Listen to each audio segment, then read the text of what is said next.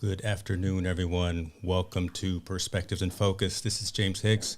I'm your host, as always, from Hicks New Media and Infotainment News. Today, we have a fantastic show.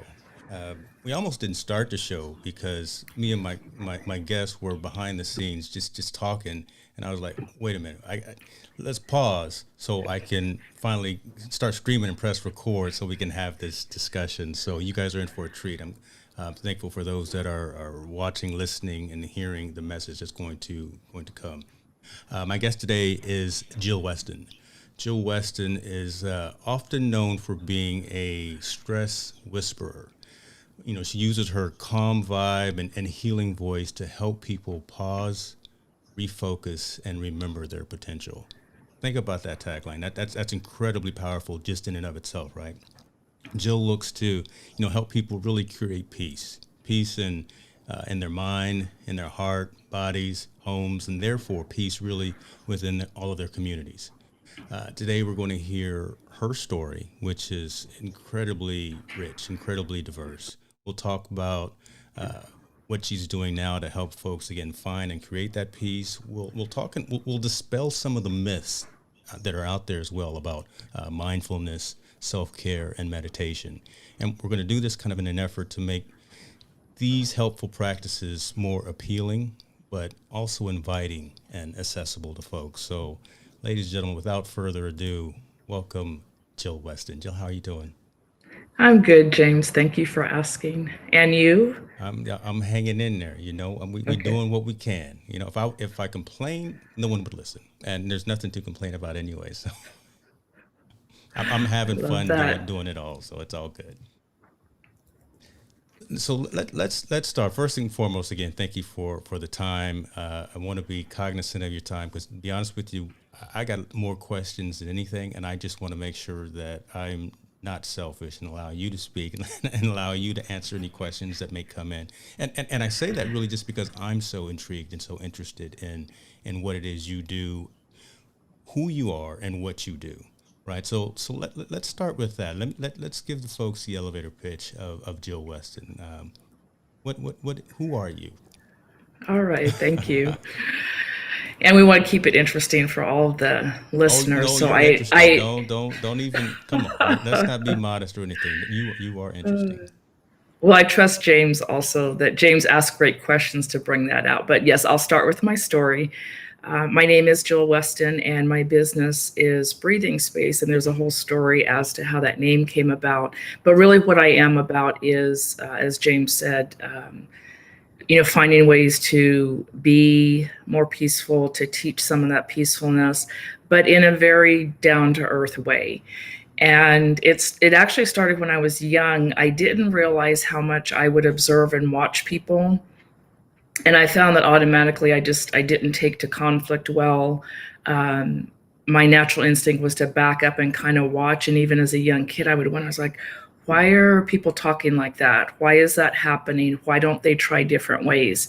My dad was an Air Force commander, a colonel, and he had, I think, for a man and a man of his rank at that time, this was in the 70s, he had a very just workable way of talking to people. So even as a young kid, I picked up that my dad had boundaries, would hold boundaries, and had expectations of people, but he didn't yell and scream. Mm, My mom was a teacher, and the same thing. Sometimes kids would say, I'm scared of your mom. And I was like, she's just my mom. You knew what she wanted. She knew what to expect of kids, and she demanded that. So I think that seeped in without me knowing it as a kid. Fast forward again, I'm observing the world.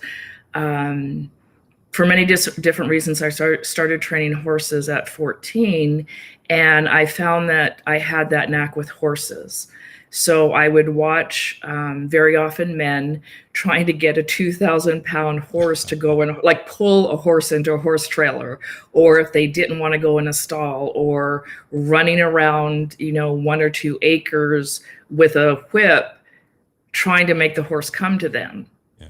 So again, remember, I'm standing back watching and I'm thinking, well, you're snapping the whip, you're yelling and screaming, we're trying to push this horse in the trailer. pressure against pressure isn't working.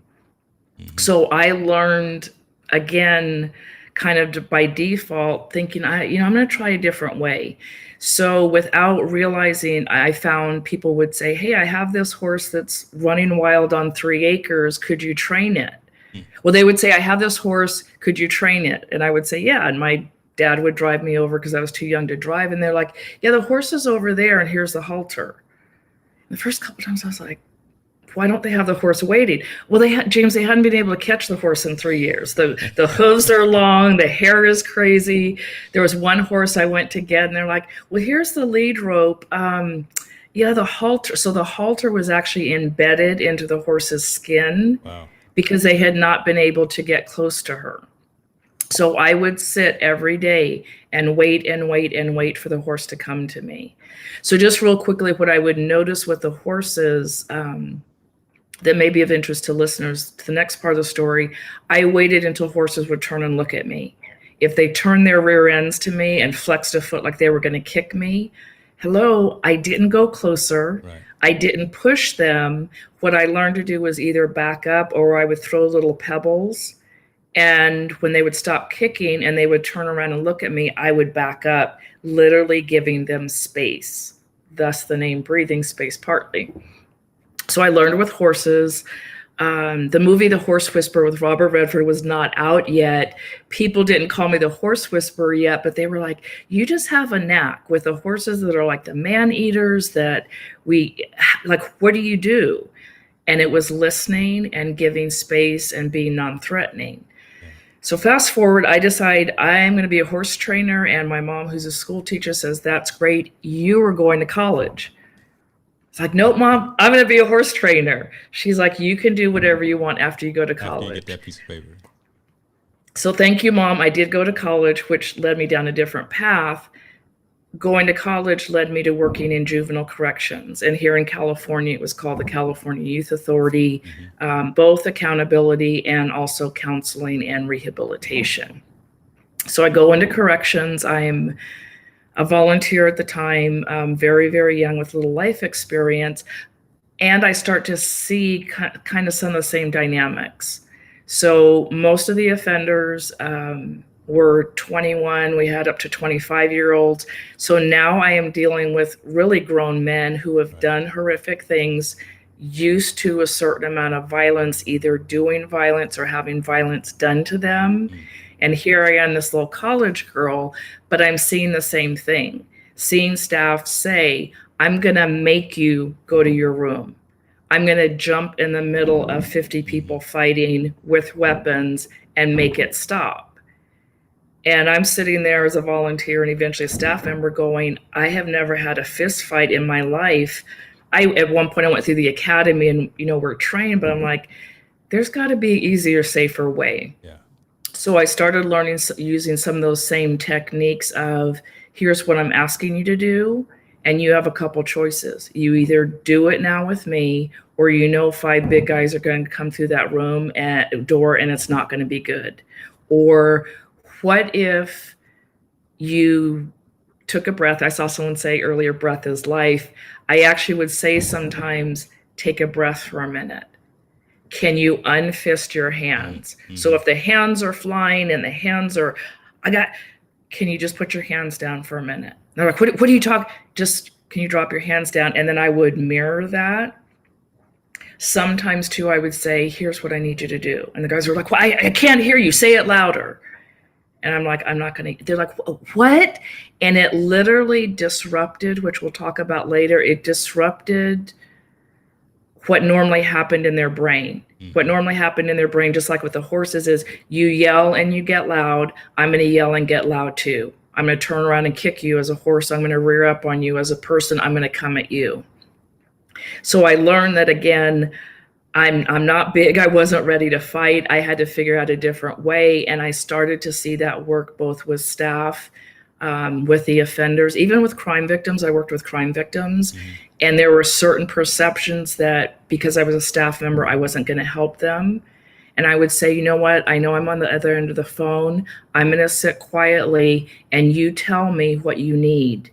You tell me what you're angry about. You tell me what you're broken about.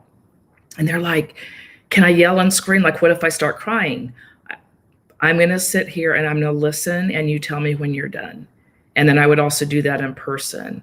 So that's, again, how I started kind of the whispering is what, like, I had an interest in the best outcome for the horses, for the offenders, for the crime victims. And so looking back, that's what led me to mindfulness. So let me ask something about this. So I have always wondered something, and I about not just your field, your interest, but I think about a lot of things. Is that patience? Is that capability to slow oneself down and help other people slow themselves? Did you learn that, or is that? Do you consider that to be a learned experience or more of an innate experience? Right? You said your father was in the military, so and my father was in the military as well. So I understand the rigors of that, but I also understand the structure of that and how you have to be cognizant of every move and you need to be calm, cool, collected, things of that nature, so you can react properly and effectively. But so I gained a lot of my discipline from watching my dad as he was going through the military experience, things like that. Do you think you learned some of that from him and your mom being in education, or you just made that way? I think a little bit of both. I usually say I think I was hardwired because, I'm 58 now. The older I am and the more I've looked back at, sometimes even our 20s, we're like, oh, we're just that way. Yeah. I've been intrigued more and more and been prompted to look back and go, okay, where did that come from? I think we somewhat come into life with a certain path and we either reach it or we don't, or we're on it. So I think sometimes it's innate, and I think some of it can be taught. And I think some people learn it easier and some people have to work at it all the time. I think when it's taught and people can see the outcome. So I worked with staff and I worked with horse trainers. Even today, I work around people that they're like, no, I'm fine the way I am. I'm like, okay. Then when they say, I'm really not liking this outcome, I'm stressed. People don't like to work around me. I hate being at work all day. I'm like, how about if you come and try this? How about if you try breathing a little bit? Then they're like, you know what? I'm kind of happier doing what I'm doing. And it's not me that, I'm a magician with what I teach. It's the willingness to go, I'm really uncomfortable with how I am, and it's not working out so well. So maybe I'll try something. And then there's people, I think they just take to it easier. And I would say I have less tragedy. I have less trauma in my life. So it is also easier for me. If there is more trauma, like the young men that I worked with, yes, they did horrific things. It was more difficult for them to listen because they had layers and layers and layers of, stories and experiences. So not that I feel sorry for them, but anybody who has had trauma, and grew up differently than me, it's not going to be as easy to learn. But having said that, I don't want to jump the gun. When you practice certain mindfulness techniques, it affects the brain in a way that it's really not even your decision, which is a good thing. Like in certain methods and practices of mindfulness, it's almost like it overrules everything you've ever taught. And so it's accessible. It is accessible, if that makes sense. Let's go there. I mean, because again, that's some of the areas that I really wanted to talk about. Again, and I said kind of in the intro, right, dispelling some of the myths about mindfulness, self-care, meditation, and things like that. That's what you do at Breathing Space. Your client list, I've seen, the photos. You've got young, old, you've got men, women, everyone in there, and let's get more folks in there, right? And Yes. Let's again dispel those myths of what yoga is. Talk to me about. So we'll go into the yoga nidra piece in a second, but Okay. talk about the mindfulness piece and how do you break down the barrier of talking to someone about you need to take care of yourself. You need to be mindful. You need to. You talked about this the first time we met. Paying attention right now. That's pretty good. I might put that on a T-shirt or something right there. That was so good that I wrote it down and I put it in highlight. But talk to me again about your conversation to a new client or potential client about Sure. mindfulness, paying attention right now, and self-care. Yeah. And paying attention right now is self-care because you are listening to your body, literally your nerve endings, your cells. You are listening to your thoughts about what you need. And James, you did it the first, I think it was the first time. Yeah, the first time we talked, we had emailed. And when I called you, I said, "Hey, James, this is Jill. Oh, is this a good time for you?" And I heard a pause in your voice because I listened, and you said, "Actually, I'm getting my mind right." I think you said, "I'm getting my mind right because I have a call." And then right away, I became mindful, and I literally kind of leaned back on the phone and I said, "Okay, what's a good time?" And I started speaking faster to give you space. I didn't go, "Oh, well, that's nice, James." What? I'm like, he's giving me information that Is he she needs listening to me? space. And then we wrapped it up. Yeah. So mindfulness, literally, again, it's not sitting. I mean, traditionally, way back when, yes, it's sitting in a cave, not eating food, meditating, getting rid of all those senses. But right now, today, everyday mindfulness is being fully engaged right now. I am listening to you. I am watching the screen. I am engrossed in the show. When we hang up, then I will go, "Oh, what else do I have to do?" Right. Now, a bird might fly by, there might be noise. Even that is mindful, because if I hear noise, it may be, is that going to disrupt the show? Do I need to do something about it? Or, oh, that's the washing machine. Those are kids outside. That doesn't have anything to do with me. And the way that I hope people can understand, they're like, well, that just sounds like common sense. But if you break it down, so I hear a kid next door. What happens in my body is my mind doesn't need to respond because I don't recognize that kid's voice. I don't have children. I don't have a child outside playing. So my mind goes, "Oh, that's irrelevant. No need to get your nervous system engaged." And I'm not a mom, but even just having those instincts, literally in rapid fire, my body is saying, "You hear a sound, no need to respond because it doesn't mean anything." Yeah. The bird flying by. I love hummingbirds, so I might go, "Oh, a hummingbird." Nope, James is talking to me. It's not time for hummingbirds. So the mindfulness is that everyday paying attention, and when your nervous system, when your brain is, I'm going to use the word triggered, not in the way like it triggers trauma, is alerted, then you have the responsibility, if you have the wherewithal, to go, what is that about? So standing in line at a bank. Again, I am not chanting. I don't have my incense. I'm not doing a yoga posture. I might walk in and go, wow, there's a lot of people and actually I do this. There's a lot of people in line. They all have their arms crossed. Yeah. They're all standing funny. When I walk in, they look at me and they roll their eyes, but they don't know me. Like, why are they wanting this cooperation to be chaotic? And sometimes I'm like, I really don't want any of this, and I'm going to turn and I'm going to leave. Or I stand in line, and when they stand and go, "Can you believe this?" Yeah. Then I might just say, or, "I'm sorry you're having a tough day." My body doesn't trigger of, "Oh, I need to be afraid too. I need to be chaotic. I need to be frustrated as well." Mindfulness is starting on a project, and you think to yourself, "I don't want to do this right now. I'm really hungry. I'm not interested in this. And oh, I have this deadline." Why in the world would you just sit down and start working on it anyway? Definitely Why not the right not frame of look mind, at some of those issues and mitigate them if you can? And even if you can't, mindfulness is still not that you forget about it, but you say, "You know what? I really can't fix any of that, but I'm going to be aware of it, and I'm not going to add another level," because inside, again, your brain is literally alert, alert, alert. Something's going on that you don't like. Yeah. And you can at least say to your brain, "Don't worry, I got you. Nothing's going to change. The line in the bank's still going to be long. There's still going to be chaos. There might be a fight in front, like whatever it is, but you know what? I got this."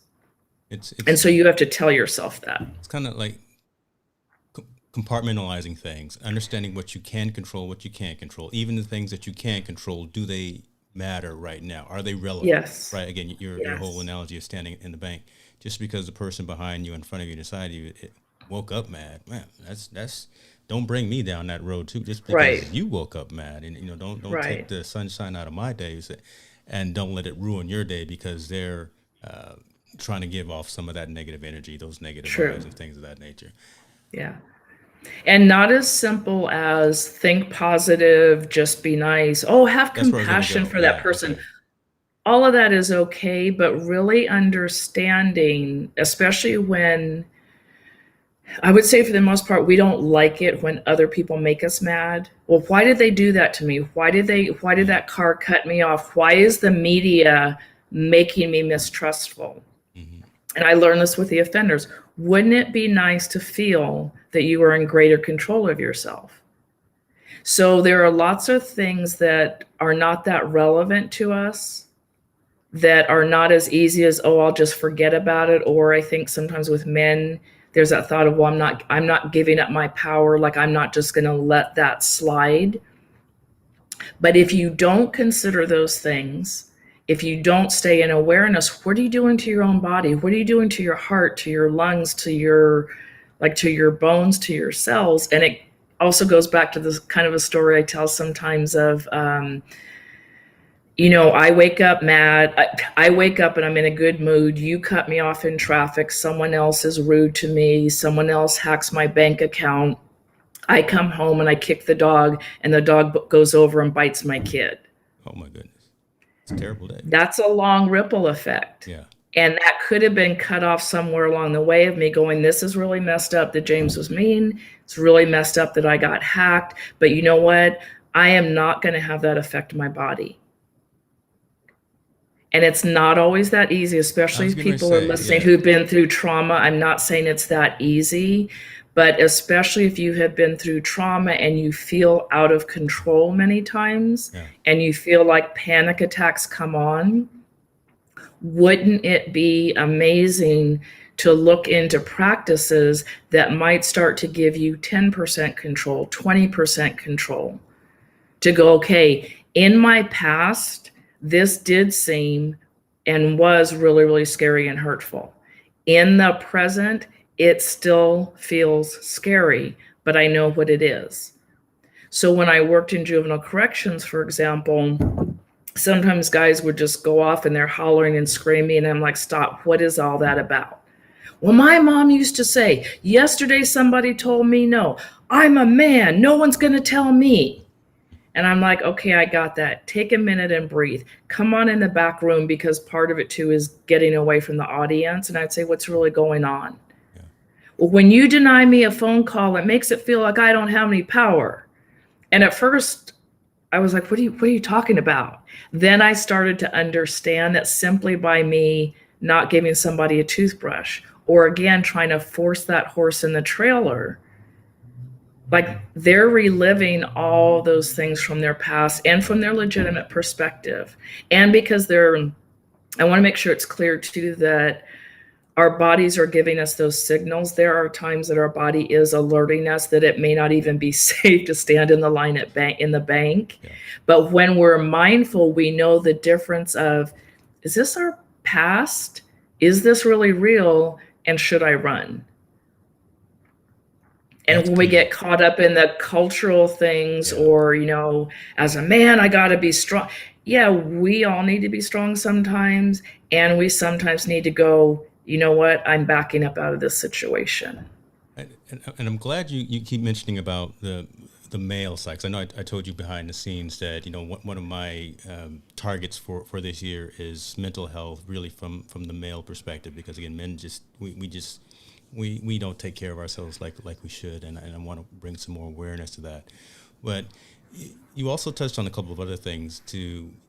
It's not just the situation that you're in, but the ramifications of a situation, be it positive or negative, and the fact of the issues that it can have on the mind and the body itself, right? I mean, you can literally make yourself sick if you try to engulf all of that, if you try to deal with all of these situations that are happening, and the majority of them are negative, and the burden that you put on yourself can literally make your body ill. And Absolutely. being mindful of that, I think, is key. You touched on Absolutely. it, and now I think it's perfect segue. Tips, steps, methodologies to, like you said, get 10%, or just get a little clarity, get a little ease in the day to help you deal with those situations. So talk to me and talk to us a little bit about the definition of yoga nidra. Talk Okay. to us a little bit about practices within meditation, and then talk to me a little bit about what you do with your clients when they come to you with specific situations. Obviously, don't go into anything that's confidential. But again, how do you mold someone who comes to you and is really looking for some help and assistance? Okay. And I may ask you to repeat some of that. I don't So remember what I said. I again, just came straight off the okay. dome, right? Okay. Folks that know me know I just come I'll straight roll off. with it. Okay. I do the same. That's why sometimes I'm like, I don't know what I said. One thing I want to touch on a little bit, and then I'll share like what yoga nidra is and how it can help. I want to talk a little bit more about the nervous system, so that people, again, I want to make sure people are not hearing that I'm saying, just feel better, just take a breath, think happy thoughts. And what you ended with is how we can all make ourselves sick. So our nervous system is so important. And people, some of this, like you can Google the word vagus nerve, V as in Victor, AGUS. The vagus nerve runs from here all the way through our body. It affects digestion. It tells us if we're safe or not. Our brain goes in different brainwave states. And I'm not a scientist. I've learned some of this because people are like, what do you mean I bring a pillow on my leg? Like, tell me, what did you do? How does this work? So our brain goes into different states. Right now, James and I are in beta brainwave. We're very alert. Thank you. So we're very alert in beta brainwaves. We're listening, we're problem solving, we're able to protect ourselves if anything goes wrong. We're able to have good conversation. Mm-hmm. In yoga nidra and mindfulness and other practices, we try to move people into theta or alpha, and that tells the vagus nerve, you don't have too much to worry about, you can settle down. So people who are listening, think of times like when you have a panic attack, you might kind of black out, you get narrow vision, you feel like you don't have control of your body, you're like, I think I'm going to have a heart attack, I don't know what's going on. If you can tell yourself 10%, wait, let me check, and you can tell your body, you can tell your system, you know what, I think I'm safe. You have more breath, you have more oxygen, you have more carbon monoxide to go, okay, false alert, all the nerve endings slow down a little bit. Your vision comes back. You're able to make better decisions. Mm-hmm. So understanding, because again, I hear sometimes people say, well, I just get mad, or I just get sad, or I don't know, all of a sudden I was calm. How does that happen? And understanding a little bit of the science will influence you then using those tools, so that you don't always have to come to me. You don't always have to pay people to access this. There are things within your body. Okay. So an example too, real quick, I wanted to share a letter from,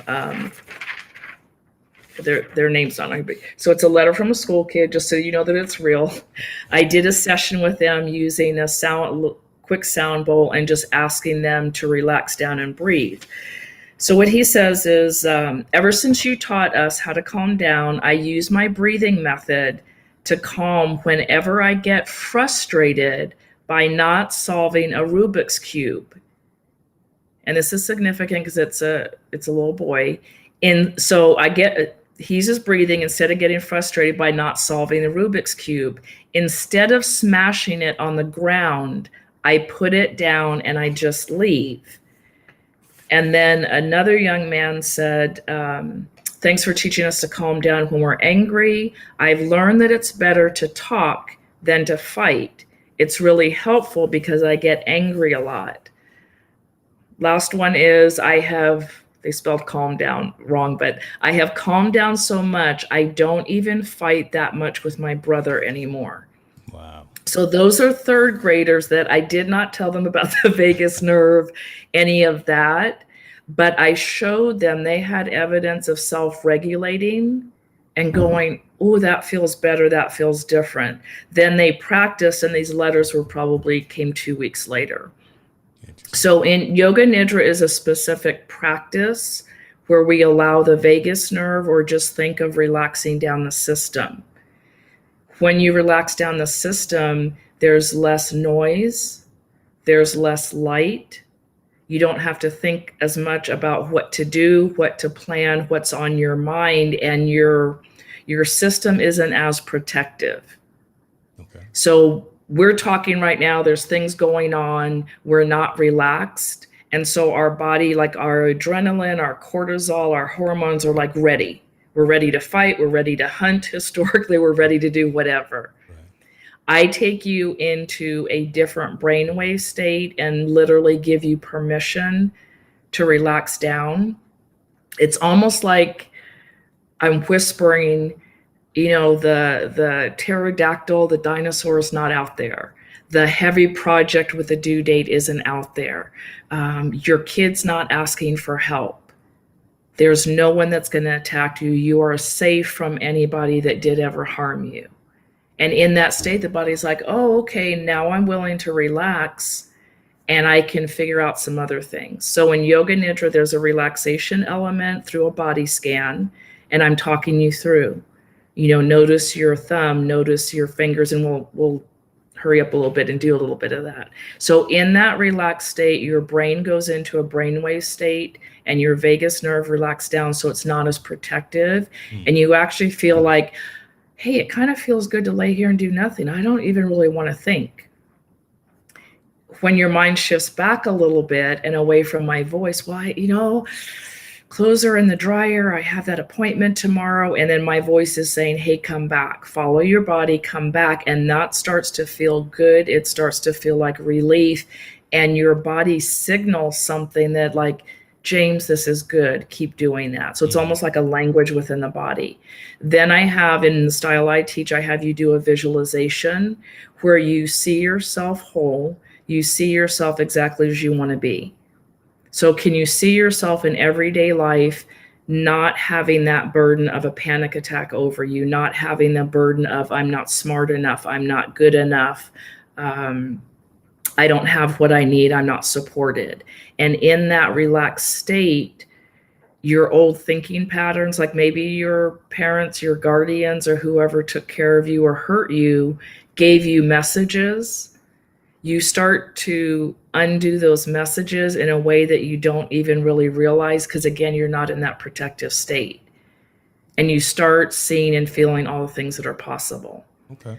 So for example, a client came to me and she'd been diagnosed with cancer, and no, I did not cure her of cancer.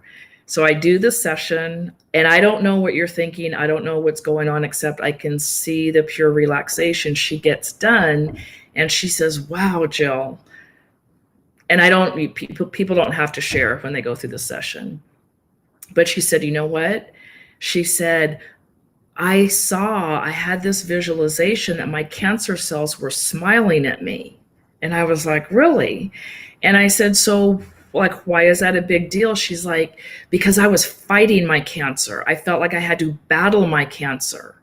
So for her, what came up in that, I don't want to say unprotected state, but in that non-thinking state, she decided she wasn't going to battle her cancer anymore. And she's like, my cancer cells were smiling at me. She's like, why would I want to battle and fight anything that was in my body? So she went on to do some other things, and her cancer is in remission. Again, clearly, I did not cure her of cancer, but her perspective about battling cancer changed. I had a baseball team come in, and young kids, they're all at odds with each other. They're all young men. And the coach was like, I heard like you got to do something with them. And I said, okay, what's the something? Like, are you looking for more performance? They're like, They're at each other's throats. They won't listen to the coaches. They're hating playing baseball. And maybe 2/3 of the team, I think, was up for scholarships. They're like, we need something. So I do the yoga nidra session. They go off for their traveling team. And the feedback that I get is they scored more runs, they scored more runs, had more defensive like catches, interventions, outs, but mainly they were talking to each other. And even their parents were like, our kids were nicer in the hotel, like, and the only different thing was that they had done yoga nidra. And so it's like a coming back to yourself rather than I'm a horrible, like I asked them before, what are you most worried about? What if I fail my parents? Not what if I lose my scholarship? So sometimes with men too, hey, James, how are you feeling? I'm mad. What's underneath there? Yeah. Usually hurt and fear. What if I disappoint? What if I'm not good enough? What if someone finds out who I really am? And in yoga nidra, you're unpacking all of that. You're relaxed enough to go, do I really want to think this way anyway? Or do I want to think something else? Is there more potential in me? And you're in what I call a flow state, where in that yoga nidra state and afterwards, it's like, I know what to do. I know how I want to be. And I'm going to start to feel that, like that 10%, that 20%. Yes, I have panic attacks. Maybe I'm not my panic attacks. Maybe I am dyslexic. Maybe I have some barriers, but I am not, those barriers don't define me. And so to cap it off again, in that relaxed state, when your nervous system is settling down, you can hear differently. You can process differently. You can go, I used to think that's not a valid thought anymore. And it's kind of indescribable because people are like, you do all that, you just lay down, like you lay down with a pillow and a blanket and you listen. How does this work? And it's like a yes. And it's not just me. There's different style of yoga nidra, but typically in a yoga nidra state or even in a different type of mindfulness session, you will access that state where just those thoughts, well, I'm a man and I have to be this way, blah, da, da, da, da, da, da, da. Get rid of that noise. And then you access the physicality that feels good, and then you get a little intrigued. You're like, why would I not want to feel this way all the time? Yeah. And you can still be a man. You can still be, an assertive person. You can still, be who you are. You just walk around with more peace, more grace. It doesn't decrease your power. To me, it actually gives you more power. And isn't that what everyone wants? So let me ultimately, it's just real quick too. Sometimes I think we have to take power. It goes back to, again, making that horse do what we want, making that person do what we want. And it's really not about like, I'm not like if you said right now, Jill, I don't like what you're saying and I'm going to end the show. For a minute, I might go, oh, okay. And honestly, I would check in with you afterwards, say, hey, James, what was it that I did? Because I wouldn't want to mess up your show. But I would say James did what he did, and I'm going on about my business. I am not going to tap back into, maybe when I was 3 years old, somebody told me I didn't do something right. Not easy, but that's because I practice what I teach. And you may have had a good reason or not. I can't know that for you. So my feeling powerful, feeling good is not wrapped up in what other people do. I love that. It's just not. You're strong in yourself. You're strong in your teachings and what you talk to your clients about. What I was going to ask is, are you seeing, I don't know if acceptance is the right word, but like from the medical field, are you seeing where maybe someone in your practice is being called in to help folks, as you say, that have been and experienced trauma? And then second, along with that, we're talking mental, we're talking past experience, we're talking things that maybe have resonated with folks for a long time.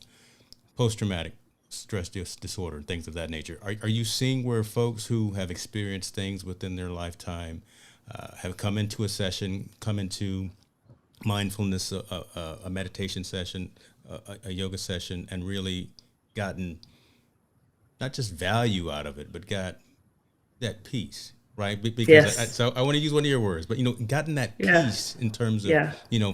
not fighting those demons, not fighting those same things that they fight on a day-to-day basis. Talk to us a little bit Sure. about the medical side, and then also from the long-term disorders and things of that nature. Yeah. Sometimes it takes, one session of yoga nidra can be pretty powerful. And I think it's because many of us, and myself too for a while, we live in that beta state of brain, like always on, always planning, always being receptive, having all this input. So let me go a little bit backwards. Probably one of the testimonies I really like a lot was a law enforcement officer, and I knew his wife well. So he came in for one session, was a little skeptical. He also had been, I believe, in Afghanistan and came back, and he admitted he had PTSD. He had one session with me, and his night terrors went away. And that was the only thing that he did different. And then he started practicing to a recording every day. There's also another type of yoga nidra called iRest, and that was developed and tested and researched specifically with people in the military and people who had PTSD. So there's old and there's new research, both with mindfulness and then specifically with yoga nidra. And the easiest way to understand, again, is it's affecting your nervous system. PTSD comes about because of what you've been exposed to and how the nervous system is protective because it still believes it was real.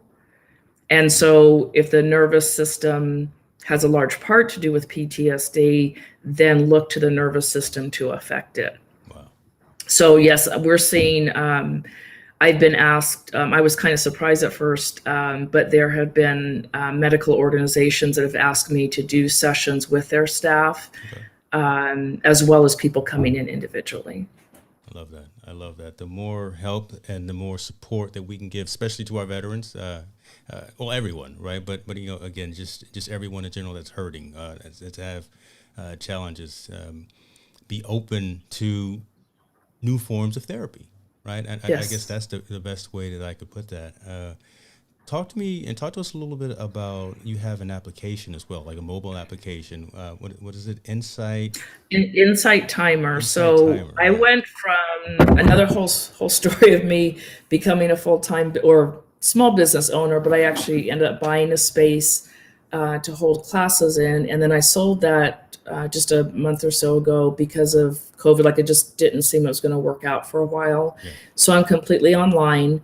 Again, I'm a normal person. I'm not perfect. I had hesitation. I actually don't like my voice that much. So it was funny in corrections. I did stand-up training for 4 years at the Academy. On a whim, I went and got certified in yoga nidra, and I started being aware that people are like, I love your voice. Your voice is hypnotic. Like, you could talk about anything and it relaxes me down. So I listened and I started doing recordings, but I couldn't find a platform.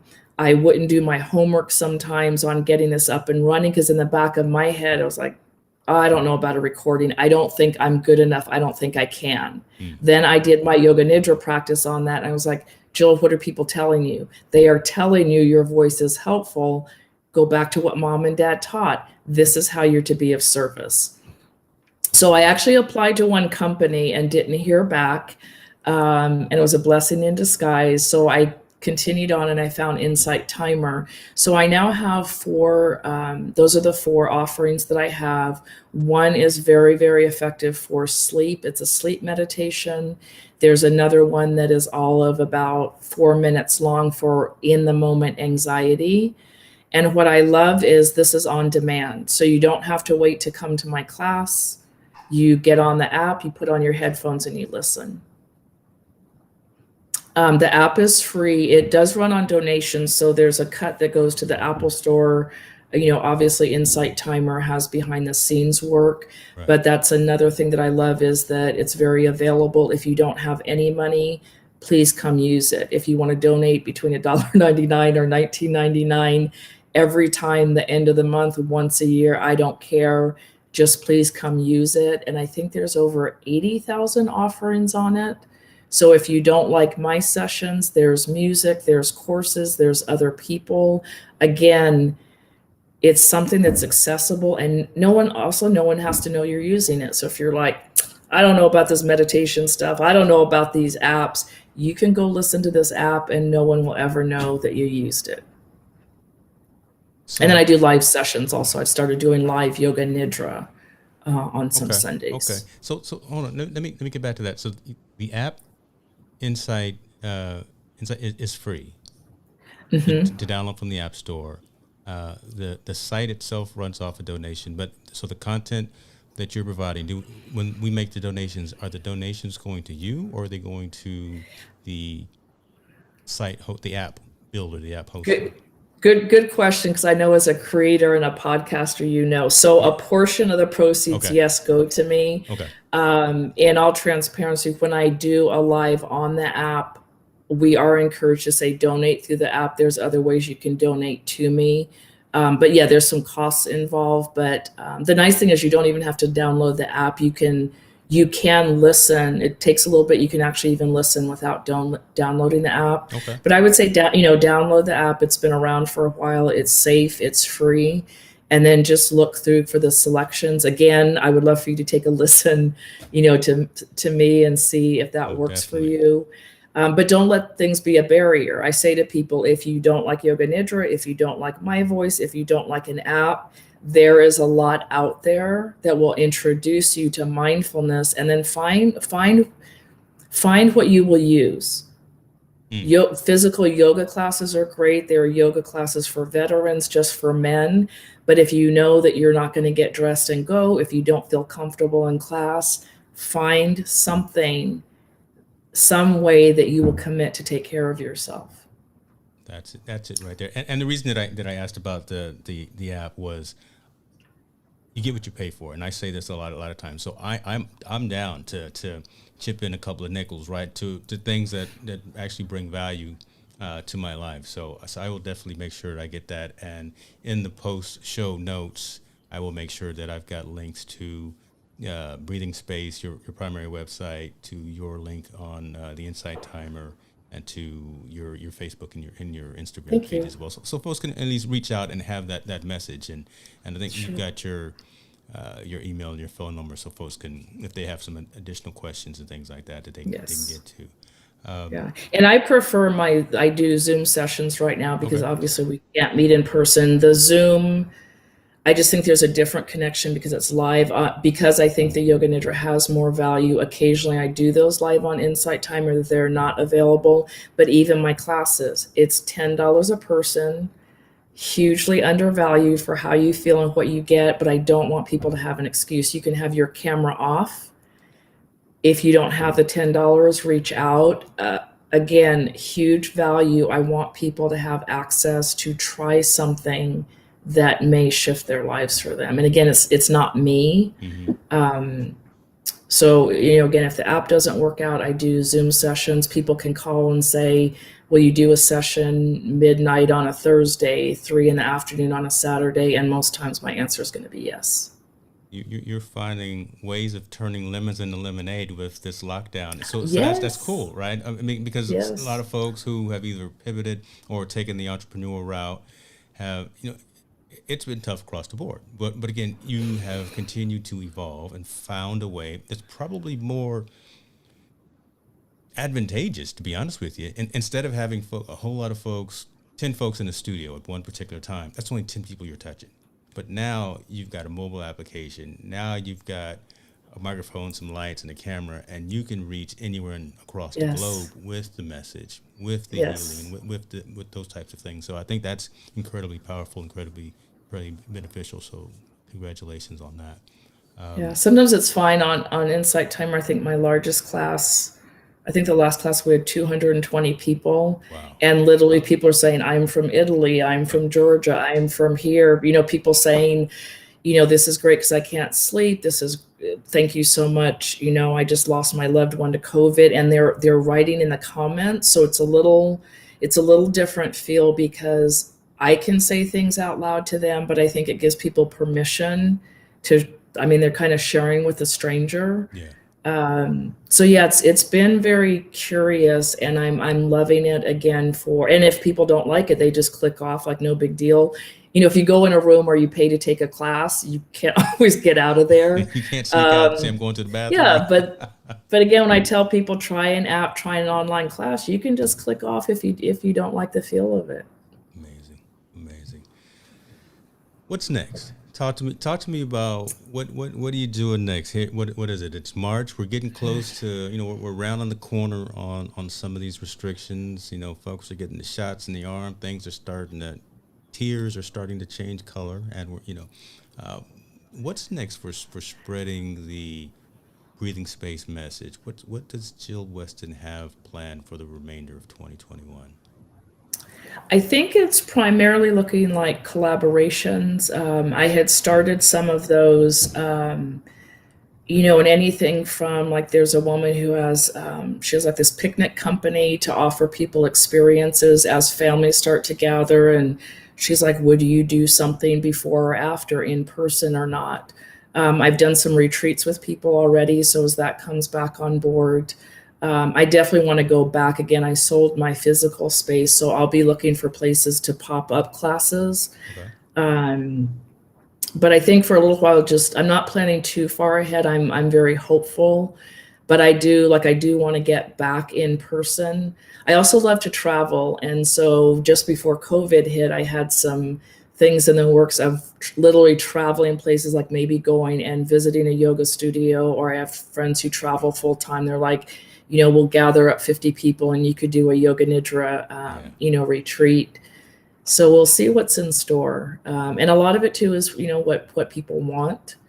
And so sometimes I have people coming to me asking for some creative things, and I either say yes or no, just based on how I think it may work out. So if anybody out there has creative ideas, I'm pretty game for almost anything. I'm sure they do. I'm hopeful as well, and I'm quite interested in continuing to follow your journey as well. You've definitely helped enlighten me. And again, I'm being selfish, right? Yeah, we got listeners and viewers, but it's all about me right now.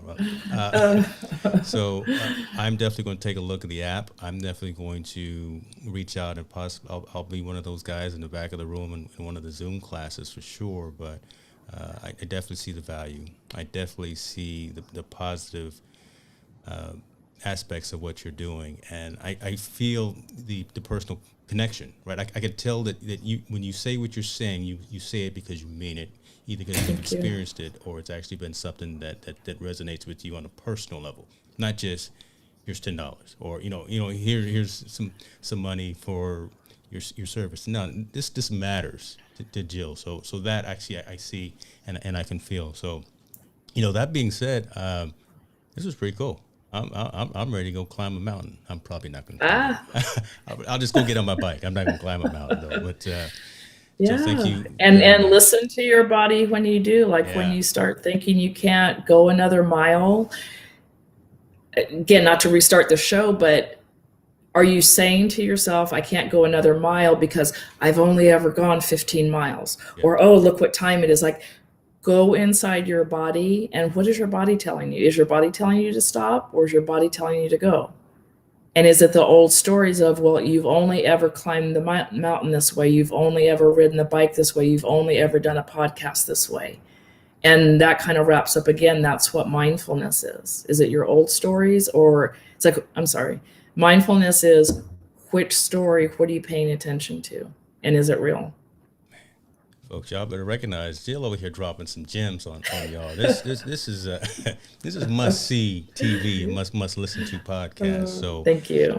Thank you again very much for your time, folks. Appreciate you guys for tuning in, chiming in, and providing commentary.